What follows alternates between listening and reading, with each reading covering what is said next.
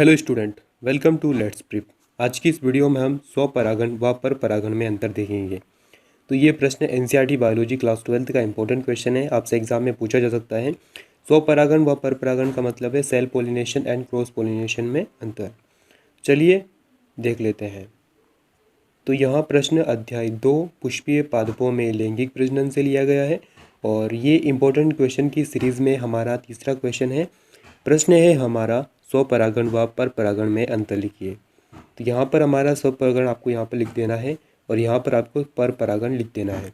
इसके बाद आपका सबसे पहला पॉइंट आता है, इसमें एक पुष्प के परागकण अपने ही पुष्प के वर्तिकाग्र पर गिरते हैं।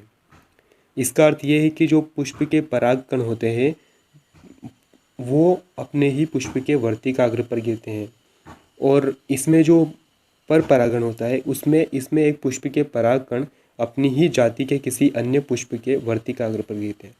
जो परागकण होते हैं वो नर युग्मक जो होता है उसमें वो होता है और जो वर्तिकाग्र होता है वो मादा युग्मक का कार्य करता है पुष्प में। और जबकि इसमें भी कुछ इसी प्रकार से होता है कि इसमें एक पुष्प के परागकण अपनी ही जाति के किसी अन्य पुष्प के वर्तिकाग्र पर गिरते हैं। इसके बाद हमारा स्वपरागण का दूसरा पॉइंट है, इसमें किसी साधन अथवा माध्यम की आवश्यकता नहीं होती है। क्योंकि ये एक ही पुष्प में हो रहा है इसीलिए इसमें साधन और माध्यम की आवश्यकता नहीं होती है, ये खुद ब खुद हो सकता है। जबकि परपरागण को साधन अथवा माध्यम जैसे जलवायु आदि की आवश्यकता होती है, या तो जल के माध्यम से या वायु के माध्यम से, तो इनकी आवश्यकता या फिर कीटों के माध्यम से आवश्यकता इनको होती है। इसके बाद हमारा तीसरा पॉइंट है, यह क्रिया केवल द्विलिंगी पुष्पों में ही संभव है। अगर पुष्प द्विलिंगी है तभी उसमें स्वपरागण होगा या फिर उसमें परागण होगा।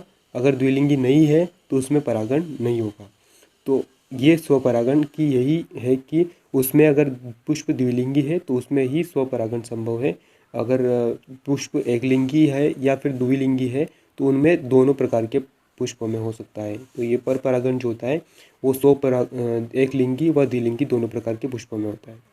इसके बाद हमारा चौथा पॉइंट है, इसमें पुष्प छोटा होता है।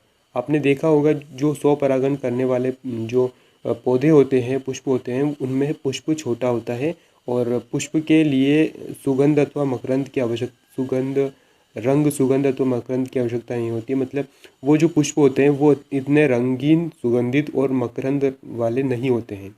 जबकि परपरागण वाले क्या होते हैं, इसमें पुष्प बड़ा होता है ताकि कीट उन तक पहुँच सके और कीटों को आकर्षित करने के लिए पुष्प रंगीला होता है, चमकीला होता है, भड़कीला होता है, रंगीन होता है, सुगंधित होता है, मकरंद का होता है। और रंगील चमकीला क्यों होता है? क्योंकि उससे कीट आकर्षित होते हैं और भंवरे उनसे आकर्षित होते हैं और वहाँ से एक पुष्प से जब दूसरे पुष्प तक जाएंगे, वो एक पुष्प का रस ले करके वो दूसरे पुष्प तक जाएंगे तो उनके पैरों में जो है, उनके पैरों में वो जो परागकण होते हैं वो उनके पैरों में चिपक जाते हैं और वैसे वो दूसरे पुष्प में पहुंच जाते हैं, पुष्प के वर्तिकाग्र तक वो पहुंच जाते हैं, जिससे परपरागण हो जाता है। जबकि स्वपरागण में उसी पुष्प में परागकणों का वर्तिकाग्र पर जाना आवश्यक होता है, इसीलिए इसमें माध्यम की आवश्यकता नहीं होती। उम्मीद है आपको यहाँ प्रश्न समझ आया होगा। अगर आपको यहाँ वीडियो पसंद आई है तो आप इस वीडियो को लाइक कर सकते हैं और चैनल पर इसी प्रकार की वीडियो आगे भी देखते रहने के लिए आप हमारे चैनल को सब्सक्राइब कर सकते हैं।